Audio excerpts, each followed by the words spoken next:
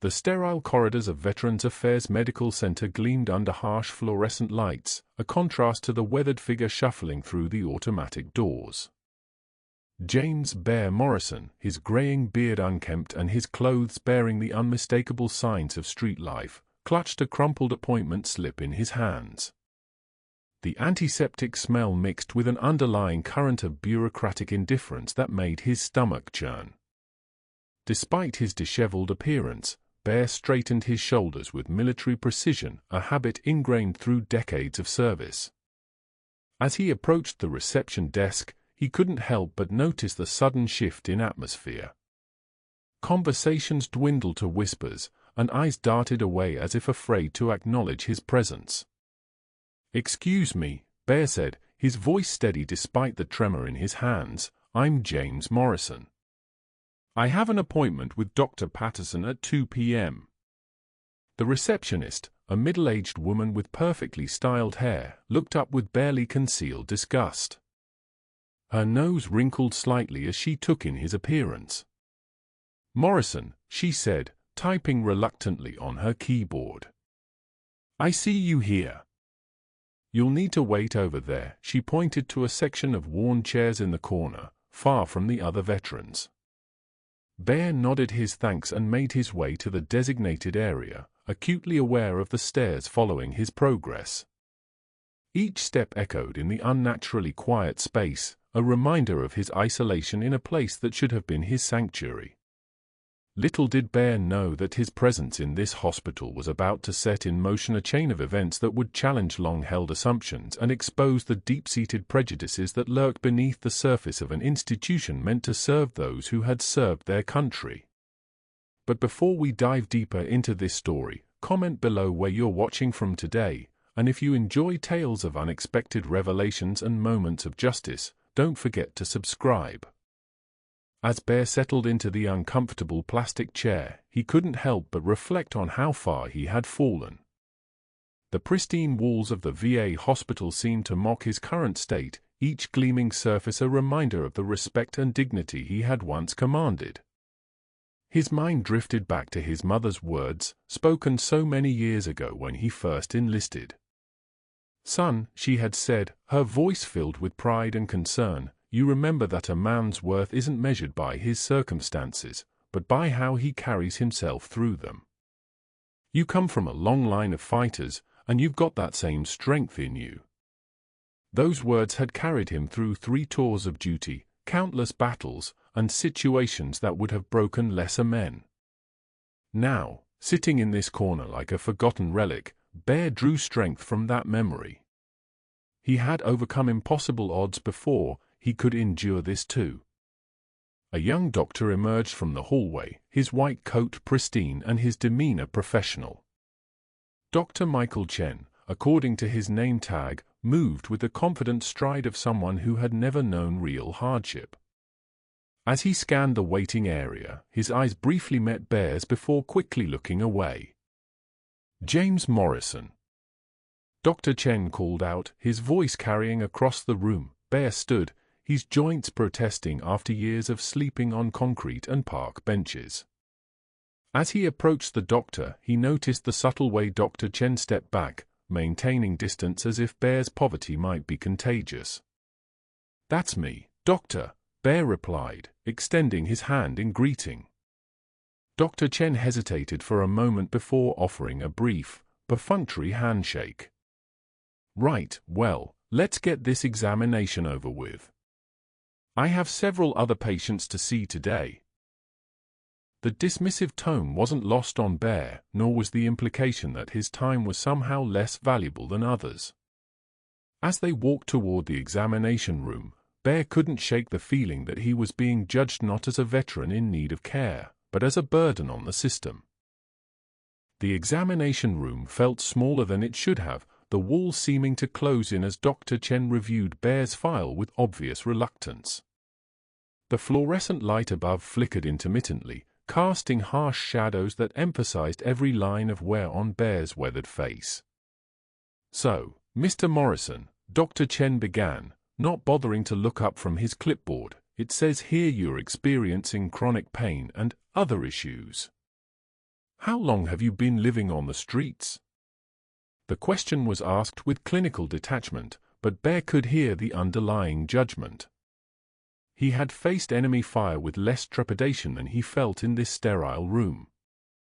"About 3 years now, Doc," Bear replied honestly.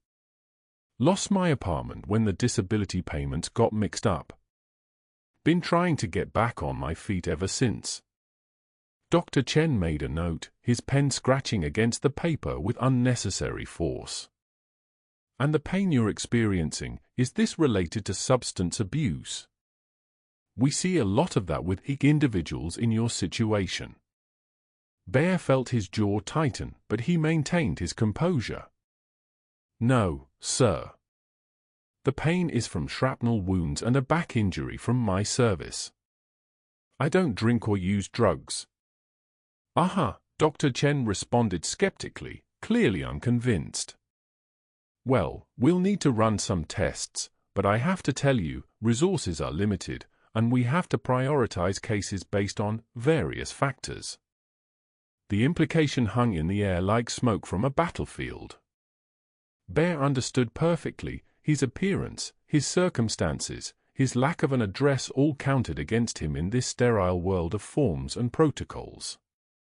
As Dr. Chen continued his cursory examination, Bear noticed how the doctor avoided direct eye contact, how he handled the stethoscope as if it might be contaminated afterward. Every gesture reinforced the message that Bear was somehow less deserving of care and respect. "We'll call you with the results," Dr. Chen said finally, already moving toward the door. "Make sure the front desk has your contact information." Bear wanted to explain that he didn't have a phone, that he checked for messages at the local shelter when he could, but Dr. Chen was already gone, leaving him alone in the cold examination room with nothing but the echo of his own dignity. As Bear made his way back through the hospital corridors, the weight of the encounter pressed down on his shoulders like a heavy pack on a long march. The other veterans in the waiting area looked at him with a mixture of sympathy and relief, sympathy for his obvious struggles, relief that they weren't in his position. He paused at a display case near the entrance, filled with military memorabilia and photographs of decorated veterans. His eyes lingered on images of soldiers receiving medals, shaking hands with presidents, being honored for their service. Once, he had stood in similar photographs, his chest heavy with ribbons and medals that now lay forgotten in a storage unit he could no longer afford. "Excuse me, sir," a voice interrupted his reverie. Bear turned to see a young nurse, her expression kind but cautious. "Are you all right? You look like you might need to sit down." The genuine concern in her voice was so unexpected that Bear felt his throat tighten with emotion. "I'm fine, thank you, miss. Just remembering better times." Nurse Sarah Martinez had been working at the VA for 2 years, and she had seen too many veterans slip through the cracks of a system that promised much but often delivered little.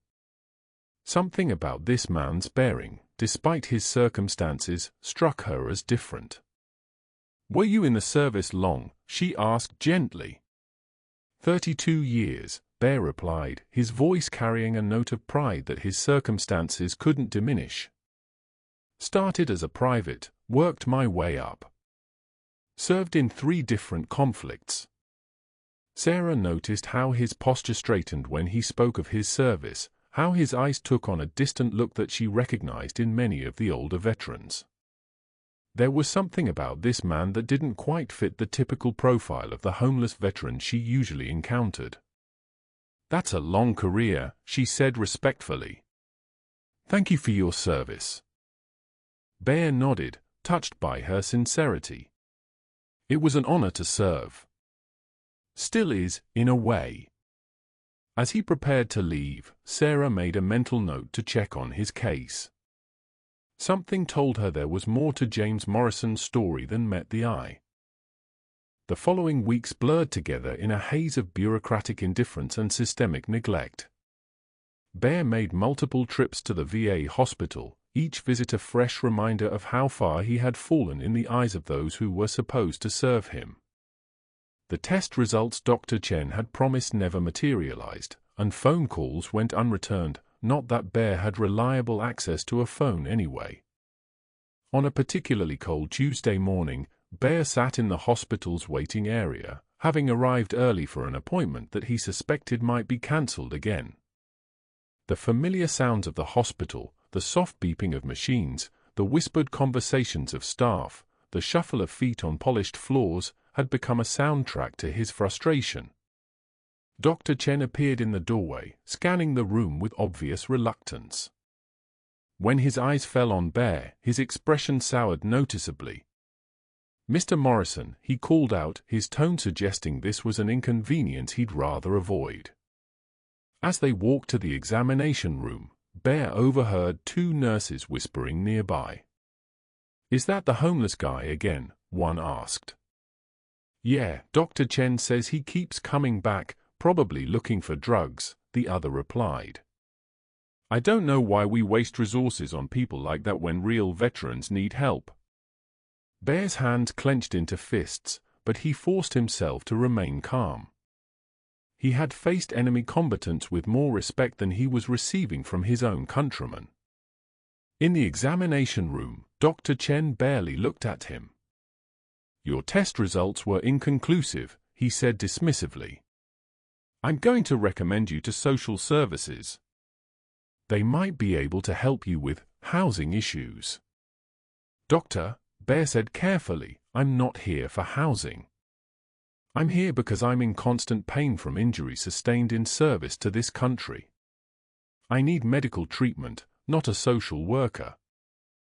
Dr. Chen's expression hardened. "Mr. Morrison, I think you need to understand your situation. Resources are limited, and we have to prioritize based on need and reliability. Perhaps if you could get your life together first." The words hung in the air like an accusation. Bear felt the familiar surge of anger that had once made him a formidable soldier, but he channeled it into the discipline that had kept him alive through 3 wars. Unknown to Bear, his interactions at the VA hospital had not gone entirely unnoticed. Dr. Elena Rodriguez, a young resident who had recently joined the staff, had been observing the treatment of various patients as part of her orientation. What she witnessed in Bear's case troubled her deeply. Dr. Rodriguez had grown up in a military family. Her father was a career Marine, her brother served in the army, and she had developed a deep respect for veterans and their sacrifices. The casual dismissal she witnessed from some of her colleagues towards certain patients, particularly those who appeared homeless or disadvantaged, conflicted with everything she believed about medical ethics and human dignity. On this particular morning, as Bear sat waiting for yet another appointment, Dr. Rodriguez found herself studying him more closely. Despite his worn clothing and unkempt appearance, there was something about his posture, his bearing, that suggested a military background that went deeper than the average enlisted man. She noticed how he sat at attention even when relaxed, how his eyes constantly scanned the room with the awareness of someone trained in tactical observation, how he treated every staff member with respect despite the obvious disdain many showed him. These weren't the mannerisms of a typical homeless veteran struggling with addiction or mental health issues. These were the habits of someone who had held significant responsibility and command. When Dr. Chen emerged to call Bear for his appointment, Dr. Rodriguez made a decision that would change everything. She approached the reception desk and quietly requested to review James Morrison's file. "I'm sorry, Dr. Rodriguez," the receptionist said with barely concealed irritation, "but Dr. Chen is handling that case. It's just another homeless vet looking for handouts." "I understand," Dr. Rodriguez replied diplomatically, "but I'm conducting a study on veteran care protocols. I'd like to review the file as part of my research." Reluctantly, the receptionist handed over the thin folder. As Dr. Rodriguez opened it, she was struck by how little information it contained: basic demographic data, a few cursory medical notes, and almost nothing about Morrison's actual military service record. Something was missing. In her experience, veteran files usually contain detailed service histories, especially for someone claiming a 32-year career. The absence of this information raised red flags that her colleagues had apparently chosen to ignore. That evening, Dr. Rodriguez stayed late at the hospital, using her access to military databases to research James Morrison's service record. What she found made her heart race with a mixture of excitement and horror at how badly the system had failed this man. The records painted a picture of extraordinary service and sacrifice. James Bear Morrison had indeed served for 32 years, but his career was far more distinguished than anyone at the hospital had bothered to discover. He had enlisted as a private in 1975, served with distinction in multiple conflicts, and risen through the ranks with remarkable consistency. But it was the final entries in his record that made Dr. Rodriguez's hands tremble as she read. James Morrison hadn't just been any soldier, he had retired as a brigadier general, one of the highest-ranking officers in his division. More shocking still was the list of decorations that followed his name: Bronze Star, Silver Star, Purple Heart with 3 oak leaf clusters, and at the very top of the list, the Medal of Honor. The Medal of Honor, the highest military decoration awarded by the United States government, given to those who distinguished themselves through conspicuous gallantry and intrepidity at the risk of life above and beyond the call of duty. Dr. Rodriguez stared at the screen in disbelief. The man who had been dismissed as just another homeless vet looking for handouts was one of the most decorated soldiers in American military history. The casual disrespect, the assumption of drug-seeking behavior, the complete lack of proper medical care, it all took on a horrifying new dimension. She printed out the service record, her mind racing with the implications. How had this information been missed? How had a Medal of Honor recipient ended up homeless and ignored by the very system designed to serve him? As she gathered the documents, Dr. Rodriguez realized she was holding more than just a service record. She was holding evidence of a systemic failure that went to the very heart of how society treated its most vulnerable heroes. The question now was what to do with this information. She thought about the chain of command, about Dr. Chen's dismissive attitude, about the institutional culture that had allowed this travesty to continue unchecked. Tomorrow, she decided, things were going to change. The next morning, Dr. Rodriguez arrived at the hospital with a sense of purpose she had never felt before. She had spent the night researching not just Bear's service record, but also the protocols for treating Medal of Honor recipients and the legal obligations the VA had toward decorated veterans. Bear was already in the waiting area when she arrived, sitting in his usual corner spot with the patience of a man who had learned to endure. Dr. Rodriguez approached him directly, ignoring the surprised looks from the reception staff. "Mr. Morrison," she said, her voice filled with a respect that Bear hadn't heard in years, "I'm Dr. Elena Rodriguez. I wonder if I might speak with you privately." Bear looked up, surprised by the formal courtesy in her tone. "Of course, Doctor. Though I should mention, I have an appointment with Dr. Chen in a few minutes." "Actually," Dr. Rodriguez said, "I think Dr. Chen's schedule just cleared up. Would you mind coming with me?" As they walked toward a private consultation room, Bear couldn't help but notice the difference in how this doctor carried herself around him. There was no subtle distancing, no barely concealed disgust, just professional respect. Once they were seated in the consultation room, Dr. Rodriguez placed a folder on the table between them. "Mr. Morrison, I need to ask you something, and I want you to know that your answer will be treated with the utmost confidentiality and respect." Bear nodded, unsure where this was leading. "In your military service," Dr. Rodriguez continued carefully, "did you ever receive any special recognition? Any decorations or awards that might not be immediately obvious from your current circumstances?" Bear was quiet for a long moment, his eyes studying this young doctor who seemed genuinely interested in his answer. Finally, he spoke. "Doctor, I served my country for 32 years. I was blessed to serve alongside some of the finest men and women this nation has ever produced. Whatever recognition I received, I earned it alongside soldiers who deserved it just as much, if not more." It was a politician's answer, humble and deflecting, but Dr. Rodriguez heard something else in it, the careful words of someone who had learned to be modest about extraordinary achievements. "Mr. Morrison," she said gently, opening the folder, "I took the liberty of looking up your service record." Bear's expression didn't change, but she saw his hands tighten slightly on the arms of his chair.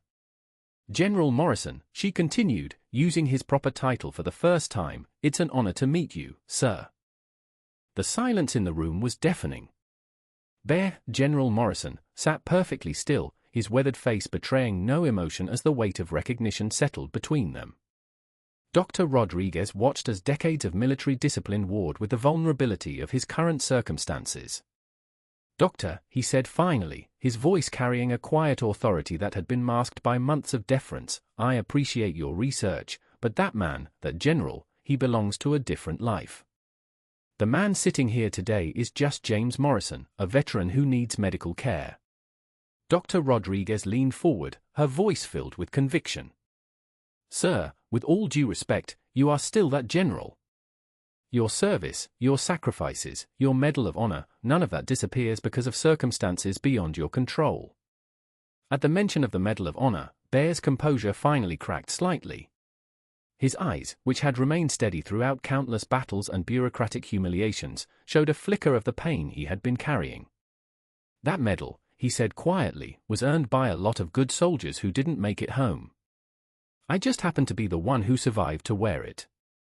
Dr. Rodriguez had read the citation for his Medal of Honor the night before.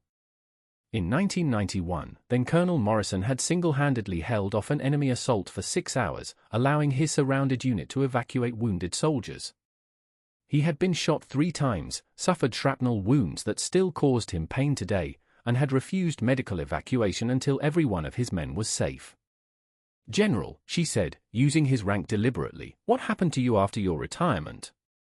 How did you end up homeless?" Bear finished the question she was too polite to ask. "It's not an uncommon story, Doctor. Retirement was harder than I expected.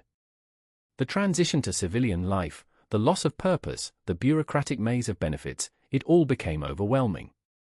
When my wife died 2 years after my retirement, I lost my anchor. The drinking started then." He paused, his hand steady despite the emotional weight of his words.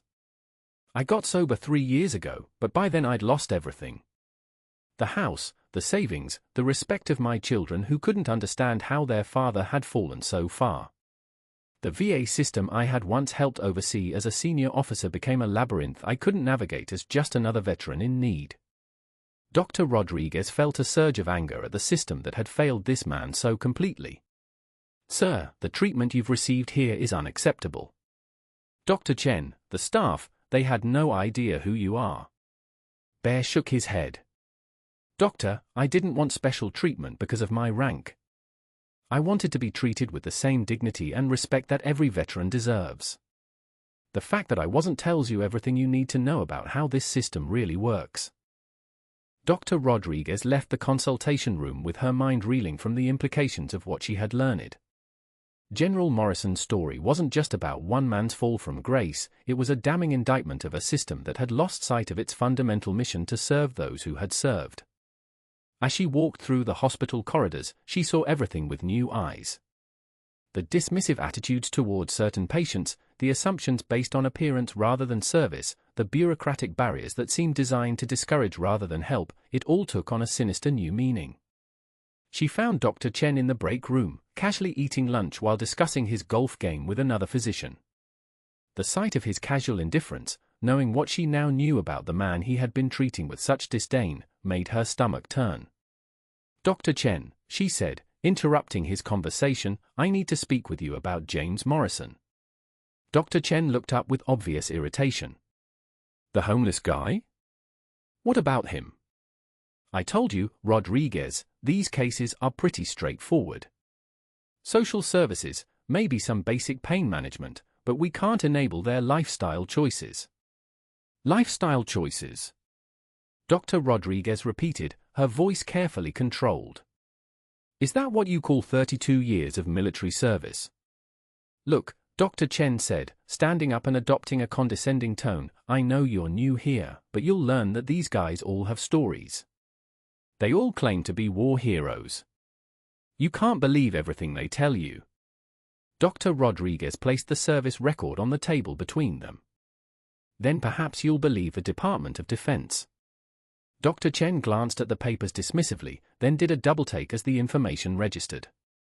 His face went pale as he read through the decorations, the rank, the Medal of Honor citation. This can't be right, he stammered. He's just a homeless veteran. He looks like... Like what, Dr. Chen? Dr. Rodriguez asked quietly. Like someone who's been failed by the system he once served? Like someone who's been judged by his appearance rather than his service? The break room had gone quiet, other staff members sensing the tension and beginning to pay attention to the conversation. I had no idea, Dr. Chen said weakly. His file didn't contain any of this information. Because no one bothered to look, Dr. Rodriguez replied. No one thought a homeless veteran might be worth the effort of a proper intake evaluation. Word of General Morrison's true identity spread through the hospital like wildfire. By afternoon, the same staff members who had treated him with disdain were suddenly finding reasons to walk past the consultation room where he waited, stealing glances at the Medal of Honor recipient they had dismissed as just another homeless veteran. Dr. Rodriguez had spent the morning making phone calls to the hospital administrator, to the VA regional office, to military liaison officers who specialized in cases involving highly decorated veterans. Each conversation had been more uncomfortable than the last, as she detailed the systematic failure that had allowed a national hero to slip through the cracks. Hospital Administrator Margaret Walsh arrived within hours, her usual composed demeanor replaced by barely controlled panic. The implications of the situation were staggering, not just the public relations nightmare, but the potential legal ramifications of failing to provide proper care to a Medal of Honor recipient. Where is he now? Walsh asked Dr. Rodriguez as they hurried through the corridors. Still in consultation room 3, Dr. Rodriguez replied. I've been trying to keep him comfortable while we figure out how to address this situation. How to address it? Walsh stopped walking. Dr. Rodriguez, we need to understand something. This man is not just any veteran. Medal of Honor recipients receive special status under federal law. They're entitled to priority medical care, special accommodations, and a level of respect that we have clearly failed to provide. As they approached the consultation room, Walsh paused to compose herself. Through the small window, she could see General Morrison sitting quietly, his posture still military straight despite everything he had endured. 32 years of service, she murmured, reading from the file Dr. Rodriguez had compiled. 3 combat tours, multiple decorations, and he ends up homeless and ignored by the very system designed to serve him. Dr. Rodriguez watched as the administrator struggled with the magnitude of the institutional failure. There's something else you should know. General Morrison didn't want special treatment because of his rank. He wanted to be treated with the same dignity that every veteran deserves.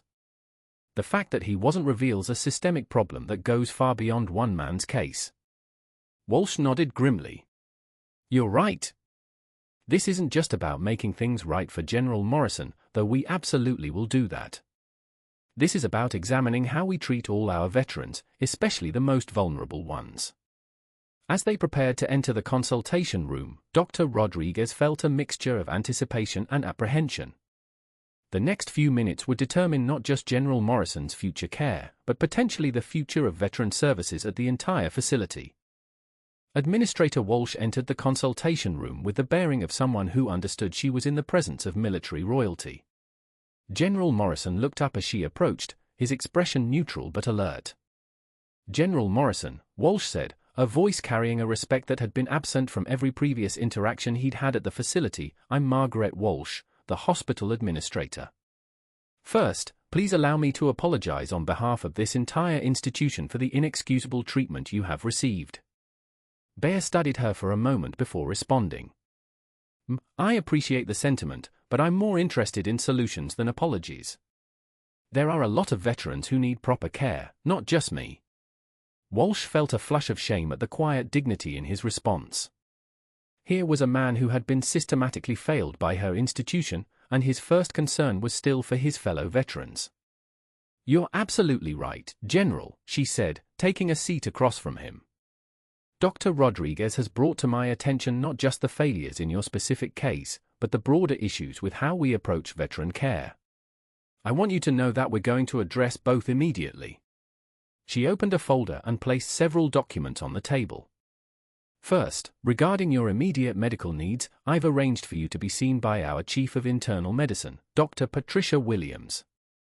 She specializes in combat-related injuries and has extensive experience with the types of wounds you sustained in service." Bear nodded, but his expression remained cautious. He had heard promises before. "Second," Walsh continued, "I've contacted the VA regional office about your housing situation. As a Medal of Honor recipient, you're entitled to priority placement in veteran housing programs. We should have you in appropriate accommodations within the week. And third," she said, her voice taking on a more serious tone, "I want to discuss something that Dr. Rodriguez mentioned. You said you didn't want special treatment because of your rank, that you wanted to be treated with the same dignity that every veteran deserves." Bear's eye sharpened with interest. "General, would you be willing to work with us to help reform our approach to veteran care? Your perspective, both as a former senior military officer and as someone who has experienced our system from the patient side, could be invaluable in making sure no other veteran faces what you've endured." For the first time since entering the hospital, Bear allowed himself a small smile. "If I can help ensure that other veterans receive the respect and care they've earned, then yes, I'd be honored to assist." The transformation at the VA hospital began immediately, but not without resistance from some quarters. Dr. Chen, in particular, struggled to accept the new reality of his patient's true identity and the implications of his own behavior.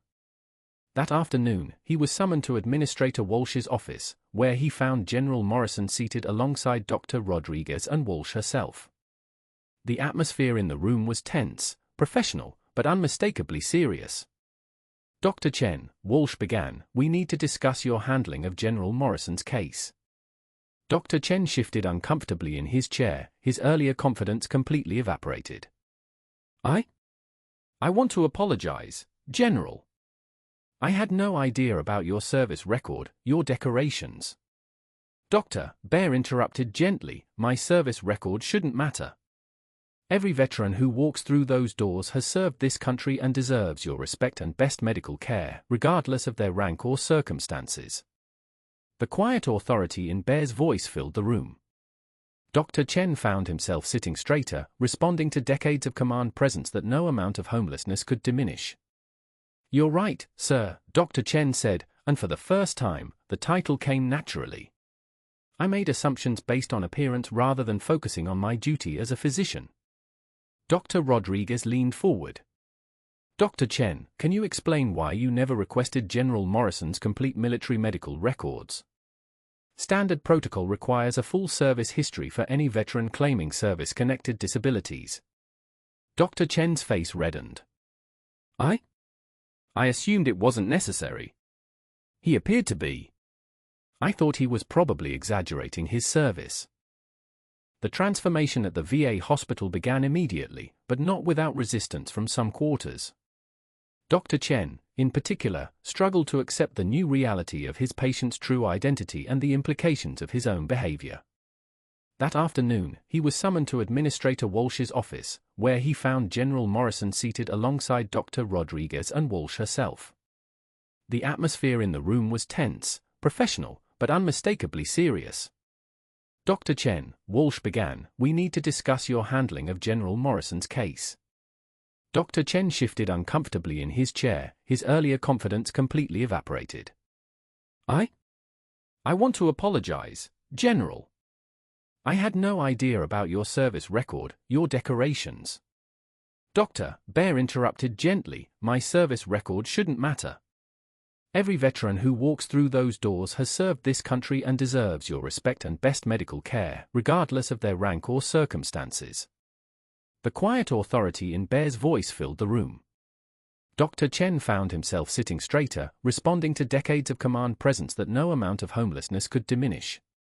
"You're right, sir," Dr. Chen said, and for the first time, the title came naturally. I made assumptions based on appearance rather than focusing on my duty as a physician. Dr. Rodriguez leaned forward. Dr. Chen, can you explain why you never requested General Morrison's complete military medical records? Standard protocol requires a full service history for any veteran claiming service-connected disabilities. Dr. Chen's face reddened. I assumed it wasn't necessary. He appeared to be. I thought he was probably exaggerating his service. Within days of General Morrison's identity being revealed, the VA hospital underwent a comprehensive review of its veteran intake and care protocols.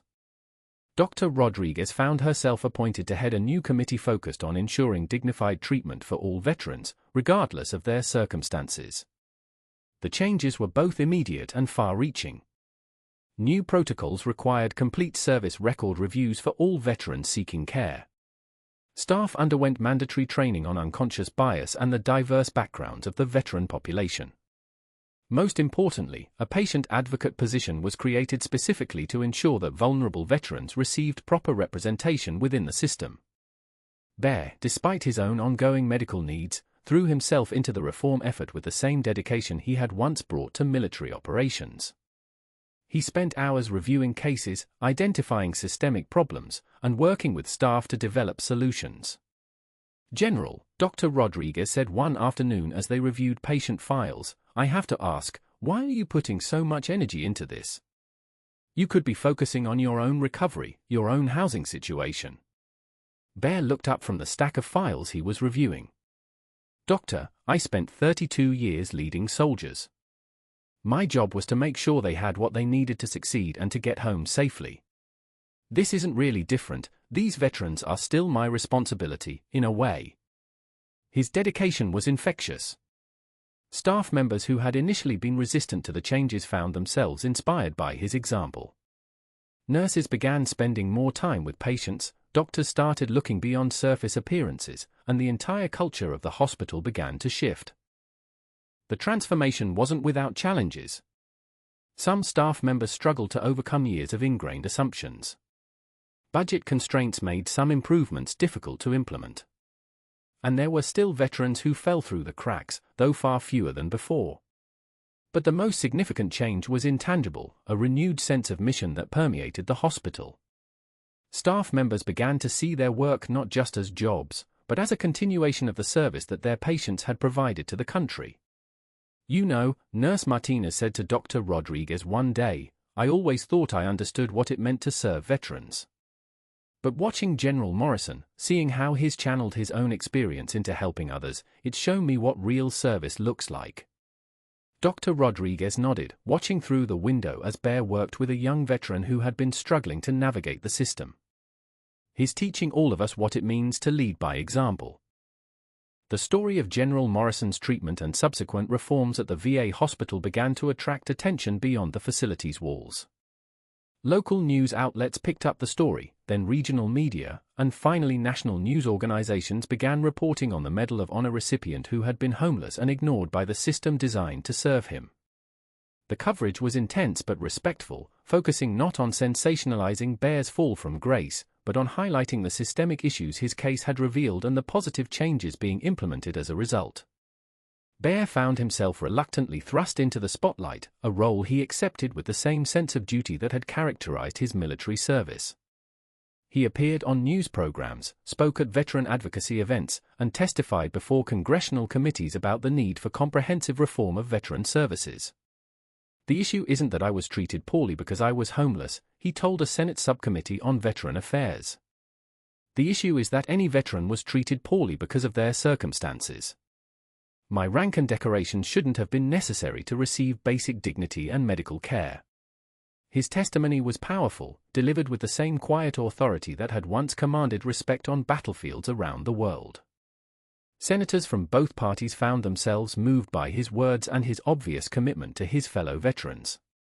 The reforms at the VA hospital became a model for other facilities across the country. Administrator Walsh found herself fielding calls from hospitals wanting to implement similar programs.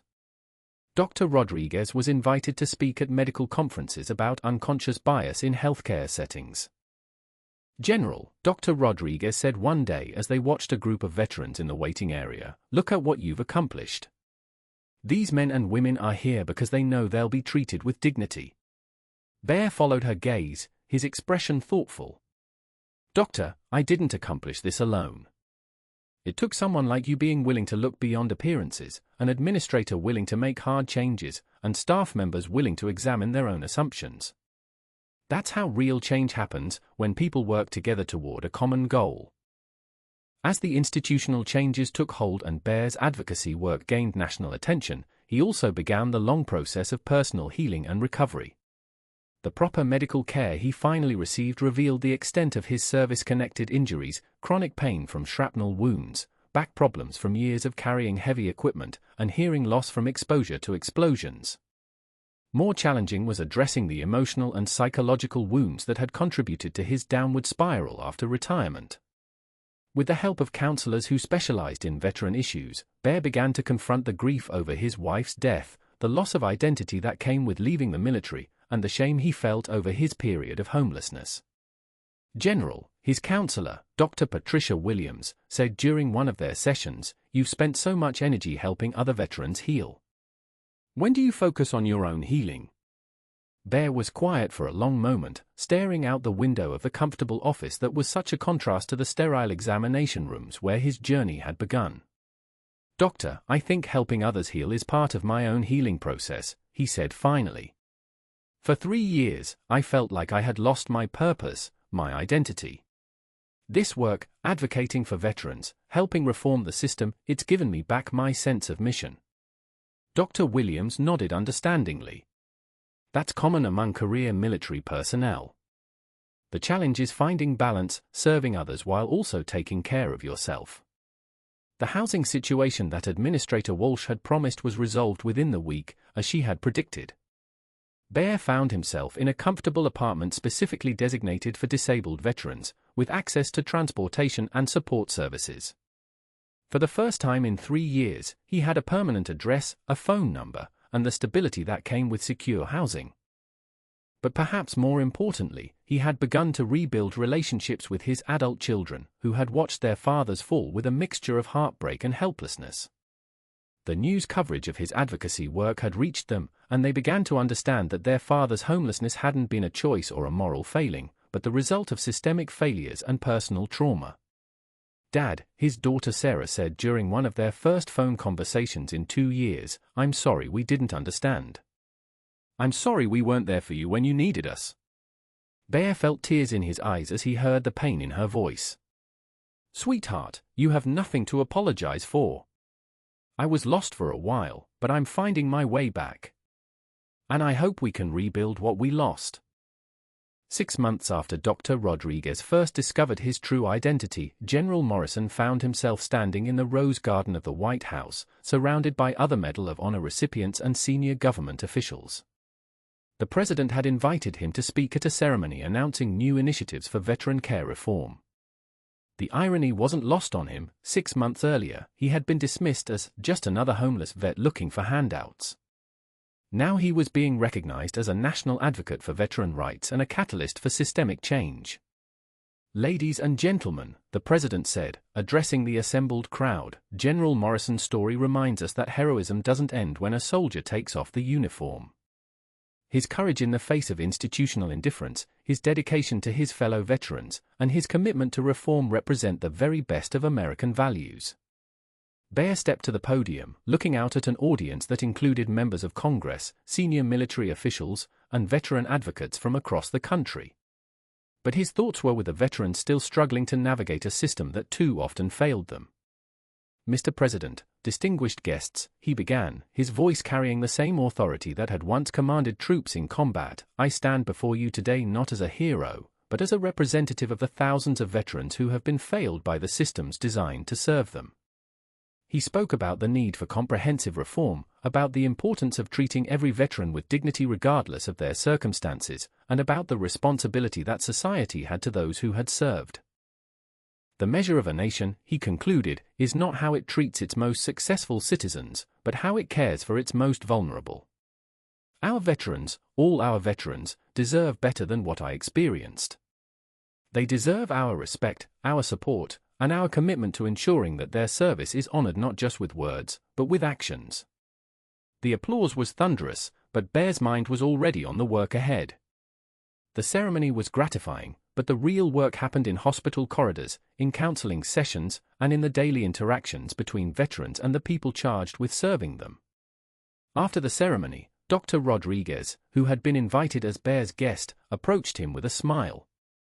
"General, how does it feel to be recognized at the highest levels of government?" Bear considered the question seriously. "Doctor, it feels good to know that people are listening. But the real recognition will come when no veteran has to experience what I went through, when every veteran receives the care and respect they've earned, regardless of their circumstances." 1 year after the reforms began at the VA hospital, the transformation was complete and undeniable. Patient satisfaction scores had improved dramatically, staff morale was at an all-time high, and the hospital had become a model for veteran care facilities across the nation. Dr. Rodriguez, now the hospital's chief of veteran services, stood in the main lobby looking at a new display that had been installed to honor the facility's commitment to all veterans. At the center was a photograph of General Morrison, not in his dress uniform with his medals, but in the worn clothes he had been wearing when he first walked through the hospital doors. The plaque beneath read, "In honor of all veterans who have served with courage and deserve to be served with dignity." Bear, now serving as a senior advisor to the hospital and a national advocate for veteran rights, joined her at the display. "You know," Dr. Rodriguez said, "when I first saw you in that waiting room, I knew something was different about you. But I never imagined the impact you would have." Bear smiled, his eyes taking in the bustling lobby filled with veterans receiving respectful, comprehensive care. "Doctor, the impact wasn't mine alone. It took someone with your courage to look beyond appearances, an administrator willing to make difficult changes, and staff members willing to examine their own assumptions." As they watched, a young veteran approached the reception desk. The staff member who greeted him did so with warmth and respect, immediately beginning the process of ensuring he received proper care. It was a small interaction, but it represented the fundamental change in culture that had taken place. "General," Dr. Rodriguez said, "what's next for you? You've accomplished so much here." Bear was quiet for a moment, considering the question. There are VA hospitals across the country that still need reform. There are veterans who still aren't receiving the care they deserve. As long as there's work to be done, I'll keep doing it. His commitment was unwavering, driven by the same sense of duty that had characterized his military service. But now, instead of leading soldiers into battle, he was leading a different kind of fight, a battle for dignity, respect, and proper care for all veterans. The hospital's transformation had become a symbol of what was possible when people were willing to confront uncomfortable truths and work together for change. It had shown that institutional culture could be reformed, that assumptions could be challenged, and that every individual, regardless of their circumstances, deserved to be treated with dignity and respect. 2 years after his first humiliating visit to the VA hospital, General Morrison returned to the same waiting area where his journey had begun. But this time, he wasn't there as a patient seeking care, he was there as a keynote speaker for the hospital's annual Veteran Appreciation Ceremony. The waiting area had been transformed into a reception space, filled with veterans, their families, hospital staff, and community leaders. The atmosphere was one of celebration and mutual respect, a far cry from the tense, judgmental environment Bear had first encountered. As he prepared to speak, Bear's eyes found Dr. Rodriguez in the crowd. She had been promoted to Regional Director of Veteran Services, overseeing reforms at multiple facilities across the state. Her work had been instrumental in spreading the changes that had begun at this hospital to other locations. Administrator Walsh, who had retired but returned for this special event, introduced Bear to the assembled crowd.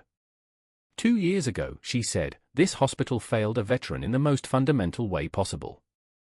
We allowed our assumptions and prejudices to blind us to the service and sacrifice of a true American hero. But from that failure came an opportunity for growth, for change, and for recommitment to our mission. She paused, looking directly at Bear. General Morrison could have used his experience to condemn our institution. Instead, he chose to help us become better. His leadership, his grace, and his unwavering commitment to his fellow veterans have transformed not just this hospital, but veteran care across the nation. Bear stepped to the podium, looking out at faces that reflected the diversity of American military service, young and old, male and female, representing every branch of service and every background imaginable. 2 years ago, he began, I walked through those doors as a homeless veteran seeking medical care. I was judged not by my service, but by my appearance. I was dismissed not because I was unworthy of care, but because the system had lost sight of its fundamental mission. He paused, his eyes finding several veterans in the crowd who he had personally helped navigate the system. But I also walked through those doors and encountered Dr. Elena Rodriguez, a young physician who was willing to look beyond appearances and see the person beneath. Her courage to challenge assumptions, to dig deeper, and to advocate for what was right changed everything. The applause was warm and sustained, but Bear continued. The real heroes in this story aren't the generals or the Medal of Honor recipients. The real heroes are the doctors, nurses, administrators, and staff members who were willing to examine their own assumptions and change their behavior. The real heroes are the people who chose to see every veteran as deserving of dignity and respect. As he concluded his remarks, Bear felt a profound sense of completion. The journey from homeless veteran to national advocate had been painful, challenging, and ultimately transformative, not just for him, but for countless others who would benefit from the changes that had been implemented. As the ceremony concluded and guests began to mingle, Bear found himself surrounded by veterans who wanted to thank him for his advocacy work. Each conversation reminded him of why the work was so important and why it needed to continue.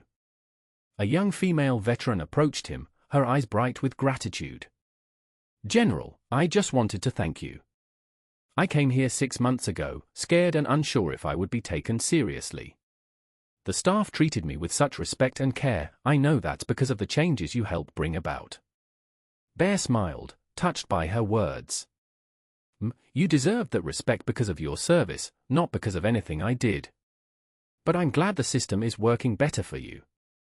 As the evening wound down, Dr. Rodriguez joined Bear on a quiet balcony overlooking the hospital grounds. General, what moment in this journey resonates with you the most? She asked. Was it the recognition at the White House? The national media attention? The policy changes? Bear considered the question carefully, his eyes taking in the hospital where his transformation had begun.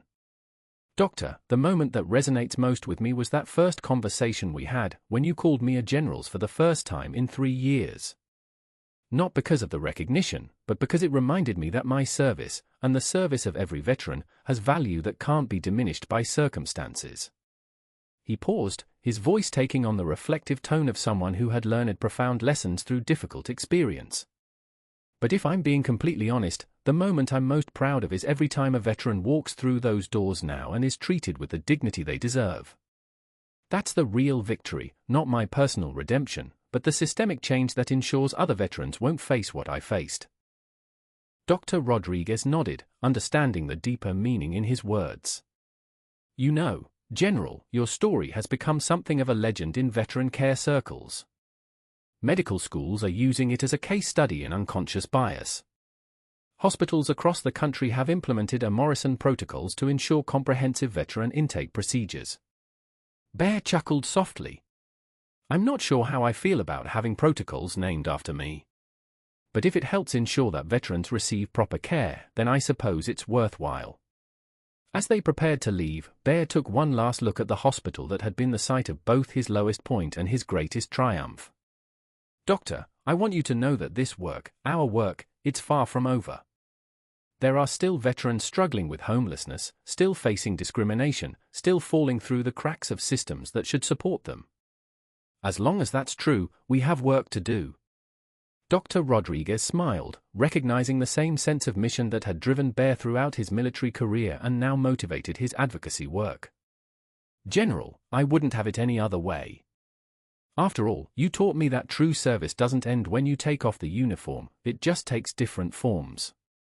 As they walked away from the hospital together, Bear felt a deep sense of satisfaction. The homeless veteran who had once been dismissed and ignored had become a catalyst for change that would benefit countless others. His personal journey from the depths of despair to national recognition was complete, but his mission to serve his fellow veterans would continue for as long as he was able. The general's last stand had become not an ending, but a new beginning for him, for the veterans he served, and for a system that had learned to see beyond appearances to the service and sacrifice that defined America's heroes. What moment in General Morrison's journey resonated with you the most?